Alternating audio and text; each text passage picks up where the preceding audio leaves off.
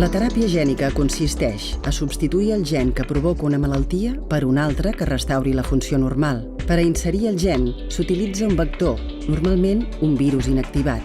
El vector amb el gen correcte es pot introduir directament al pacient o bé a cèl·lules en cultiu que després seran trasplantades. En malalties que depenen de més d'un gen, com les cardiovasculars, el càncer o la diabetis, es busquen funcions alternatives. Per exemple, gens que estimulin la resposta immune o gens supressors de tumors.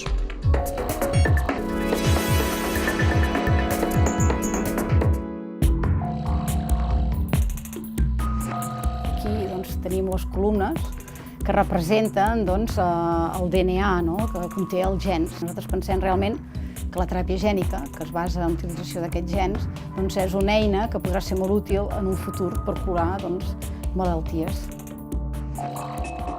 Fàtima Bosch és directora del Centre de Biotecnologia Animal i de Teràpia Gènica de la Universitat Autònoma de Barcelona. La restauració de la funció de gens mutats per curar malalties s'ha convertit en una opció terapèutica molt més àmplia del que s'havia plantejat inicialment. Si en un principi es creia que només podria ser útil per a corregir gens defectuosos vinculats a malalties minoritàries que depenen d'un únic gen, ara també s'aplica a patologies com les cardiovasculars o el càncer, que estan relacionades amb diversos gens. En aquests casos, no es tracta tant de corregir una funció errònia com de tractar la malaltia de manera indirecta. En el cas de les malalties d'alta prevalència, tu el que necessites és conèixer els mecanismes que porten a aquesta malaltia i llavors la imaginació, de l'investigador dissenya una manera de parar-la. Per exemple, en el cas del càncer s'estan desenvolupant aproximacions de teràpia gènica que estimulin el sistema immune perquè vagi a destruir les cèl·lules tumorals.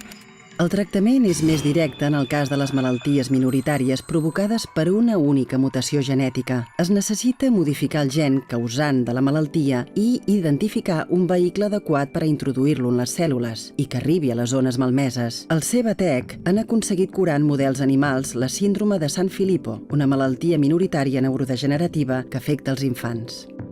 El que hem fet és introduir el vector que porta el gen correcte per Sanfilippo A dins del líquid cefalorraquidi en ratolins i també en gossos i hem vist que es distribueix el vector per tot el cervell i per tota la medul·la espinal, és a dir, tot el sistema nerviós central, de manera que hem aconseguit curar i revertir completament la malaltia en models animals. Models animals necessaris abans d'iniciar un assaig clínic en humans. El Cevatec començarà aquest procés els pròxims mesos amb els que espera trobar una resposta definitiva per a aquesta malaltia minoritària.